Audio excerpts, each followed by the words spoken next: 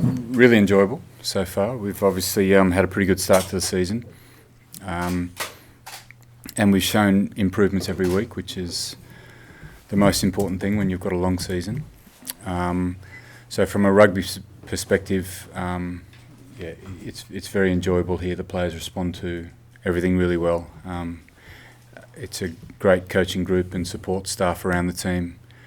Beautiful HPC. Got a nice house that I'm living in at the moment. Family's still not over yet, but they'll be over soon. And the weather's starting to turn a little bit, so that's the only thing I guess that I've got to get used to more than anything else. In Australia right now it's 31 degrees. We're lucky to get above 10 at the moment here, and it's going to get colder. So at the moment, and everyone keeps warning me about how bad it's going to get at the moment,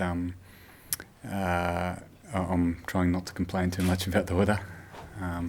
We had the first rounds of the competition before South Africa, including the pre-season games. We had a pretty good summer. I'd say the summer was sort of extended through there. We had some pretty good weather, and we had a bye after the South African game. I went home for a week and surprised the family, and when I came back, it was just a completely different country.